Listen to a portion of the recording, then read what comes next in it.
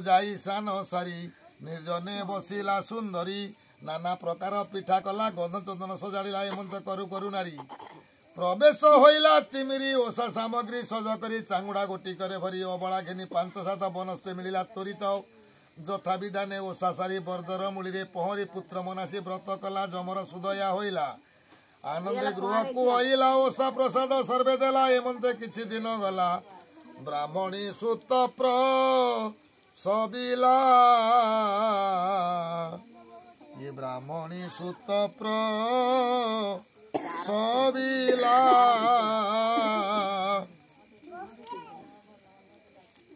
Gothic परे गोटी गोटी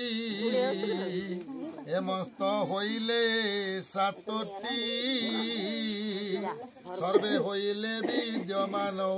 महासुखरे नेले दिन एथि उतारू ग्रामवाली समस्ते ओषा कले मिली ए अंते महिमा जमर प्रकाश हेला जे प्रकार समस्ते शांत करी चित शुण हे ओषार वृत्तांत मौन भावे शुणुथिब हुळहुळी जे देऊ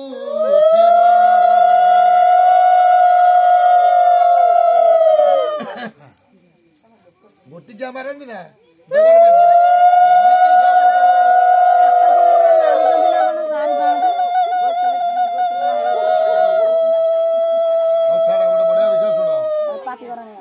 कोशल देशरे राजन नाम अटई सुदर्शन अति दयालु राजा सही परजा गुहारी शुणई समस्ते मित्र शत्रु नाही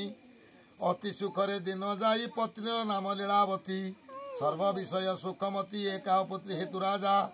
सर्वदा करे देव पूजा दुखरे थांती बेनी प्राणी चातक जथा मेघ पाणी एक दिन रे सभा करी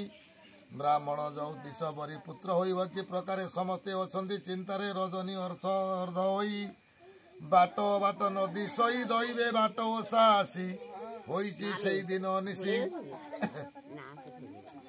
बनस्ते नारी माने मिली ये देव अछंती हुळा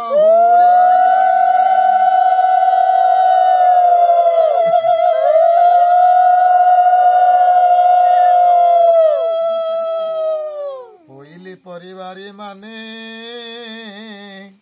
बोलंती मधुर वचने दासीए पचारंती भाष